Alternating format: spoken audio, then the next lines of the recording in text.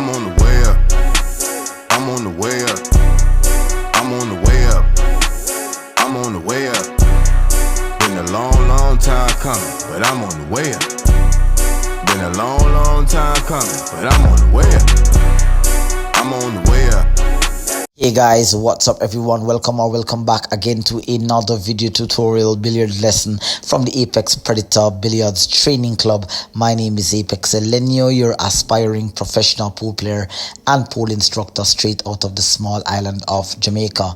Now, do I have a very special video for you today, a very special lesson that was actually inspired by the great Drdavebilliards, where he released a video about a month, maybe 2 months ago on cross table cue ball prediction. Now, that aspect of my game has been plaguing me for years. I've always had just a feel for where the cue ball is gonna go, but I've never really understood the precision when it comes to the object ball hit and the amount of spin needed depending on where you want to bring the cue ball. Now, this particular drill is something that you can definitely have some fun with while you're practicing, because as you know, practicing is not a pool player's favorite hobby. But with this particular type of drill here, you'll be able to predict not only how the object ball needs to be hit to send the cue ball into a specific direction, but you're going to be able to use this as an opportunity to play pinpoint position as well as learning how to break out object balls. So of course, if this is the first time here on the channel, do not forget to hit the subscribe button below, turn on your post notification bell, leave some positive questions and comments down below, and do not forget to share this out to your pool community. Now, let's dive right on in here. Now, I'm actually in the process here of setting up the drill, and you'll notice here that I'm placing cluster balls at diamond positions along the long rail. And you'll notice here where as I take up my cue, I'm going to actually be placing the object ball hanging in the pocket. So pretty much we're going to be able to predict the cue ball's path when you make a pocket hanger, or when you make a ball that is a pocket hanger. Now, believe it or not, making the ball is never the problem, because as you can see, it's hanging in the pocket. It is actually one of the toughest shots to play position from, because the hit on the object ball is sensitive to the cue ball's path. Now notice here where I'm moving the cue ball along the long rail, because of course the position of the cue ball and how it comes off the first cushion is not dependent upon the cue ball's position, but it's dependent upon the hit and the amount of spin needed to play position. Now notice there that I'm pointing at each of the diamonds going along the long rail, and so of course here that the 10 ball, which is my target ball that I want to make contact with, is actually 4 diamonds away from the perpendicular line leading to the object ball. Now you'll notice here where I'm using the Dr. Dave peace sign rule to predict where it's going to contact on the first rail, and I know that it's going to head towards the 10. Now, if you hit this object ball at a half ball hit, that is in fact the graphic that you're seeing here on screen. If you can hit the object ball at precisely this position here, then you will find that once you hit the cue ball on the vertical axis, that's about 12 o'clock, then the cue ball will travel towards the side pocket. So let's have a look at my first attempt here. I'm lining up my shaft, and nice hit, nice speed, but there you'll realize that I went a little bit long. Let's have a look at the replay here. Nice hit on the object ball, but there you can see I went a little bit long, and so the assessment of that shot would naturally be that it's not that I didn't hit the cue ball where I was aiming. I actually need to hit the cue ball, the object ball, pardon me, at a slightly thinner than where you saw the graphics earlier. Now later on in the video, I'll tell you why you actually need to aim a little bit thinner than a half ball. But for now, let's see if we can get our first attempt down here. We're going to be pocketing the 15 ball here, and I'm going to be trekking the cue ball towards the side pocket. That was a really nice execution there. Nice delivery. Watch that cue ball comes off the first cushion and heads towards the side pocket there. Now, of course, if the 10 ball wasn't there, I wouldn't have scratched, but I would have come close to scratching there. Now, notice there that once the target ball or the target position is 4 diamonds away, you're going to hit the object ball at a half ball. But when you get down on the table and you're looking at the actual shot, you have to aim a hair thinner than a half ball. So I'm just going to try to give this a third attempt here, because I want to precisely not just pocket the 14 that is hanging in the side, but I want to actually have the cue ball maybe follow the 14 into the side.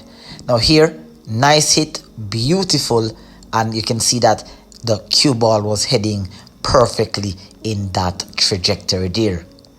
So that is in fact, say here, a half ball hit, hitting the cue ball on the vertical axis, maybe a half tip above the center ball, and then you'll find that most of the time your cue ball will head towards the side. Now notice now that my target object ball here, or my target cluster, is 1 diamond above the natural cue ball path here. Now I'm going to label this cluster target here as 4. The second one is going to be 5. Well, I'm going to be labeling the first one as 5. The second one there at 6. The 7 and the 6 is tied up at 7. And the 8 and the 9 ball that is hanging in the corner is at 8. Now if I need the cue ball to travel a half, or well, a diamond higher than the side pocket, then I'll need a half tip of spin. Now earlier I stated that why is it that you have to hit the object ball a hair thinner than the half ball, is because you have the cue ball colliding into the object ball, and by playing with spin you will find here that the cue ball actually starts spreading after it makes contact with the object ball. So by you aiming a hair thinner, you're compensating for the fact that the cue ball is going to spread when you hit the cue ball at that precise point of a half tip. A half tip is anywhere between 1 o'clock and 12 o'clock on the cue ball. Now if you hit it right and you get the right speed, then you'll get results like that there. Let's have a look at that replay. That was a nice hit there. And watch the cue ball coming off the first cushion. Notice that it has a hair of spread. It's just spreading as it comes off the first cushion. Now please note that 2 factors can affect the success of you hitting the cluster exactly where you're aiming, or you going short or long. And that has to do with, number 1, your distance of your backstroke. Now once you see me go down on this shot here, and I'm going for my second attempt, I want you to pay close attention to the distance of my bridge hand towards the tip. Now that's a little bit long. If I can short my bridge hand, I think I may be able to gain more accuracy. But for now, this is the bridge length that I'm using. And so what this does for me is that it allows me to hit the cue ball with the right speed. Now the speed that I'm playing at here is maybe a little bit more than a 4 speed, and you'll notice there that my cue ball once again started to spread as it comes off the first cushion. So I definitely can say that even though I made contact with the cluster that I was aiming at, I actually went a little bit long, and that is as a result of course, me hitting a hair too thick. Now, I can also miss my target or go slightly long off my target if I actually play the cue ball at a higher speed, because the harder you hit the cue ball is the more deflection you're going to have, and it's more spread you're going to have. So it's important that you hit the object ball a hair thinner than a half ball, so you can get the spread that you need. Now in that example there, you can see that obviously because I came a bit short of my target, notice that the cue ball is spreading. I still hit the object ball there a hair thin, and even with the spread I was unable to make contact with that cluster. Now this is all the more reason for you to practice this. Have this as a 15-20 minute drill in your practice session, because you can see that a shot like this, which requires absolute precision and control, is sensitive to spin and speed. If you have too much spin, it will go long. If you have too much speed, it will go long. And if you don't hit the object ball precisely at maybe give or take a 3/8 ball thereabout, then you will find that you will come long or short of your target there. But I was very successful in that there, my third attempt, and so I'm going to be moving on up here to making contact with the third cluster. Now bear in mind, guys, that one diamond on my table is equivalent to a half tip.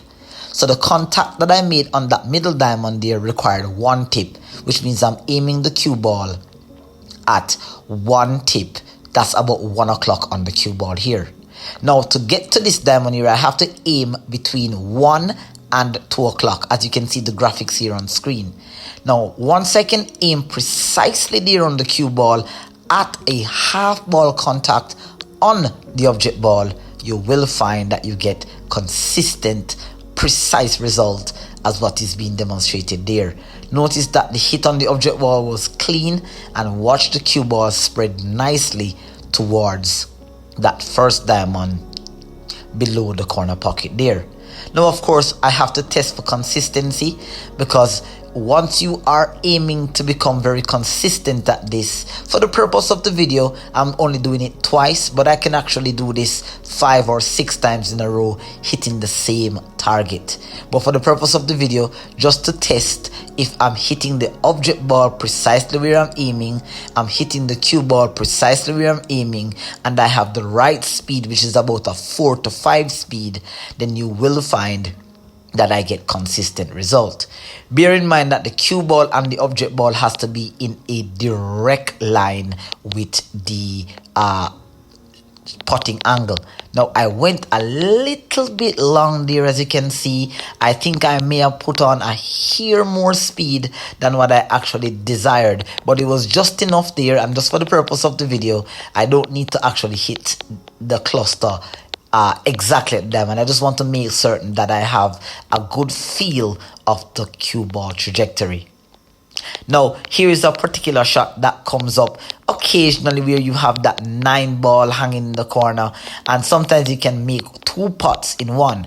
Now this particular shot here requires a 2 o'clock spin here, 2 o'clock on the cue ball.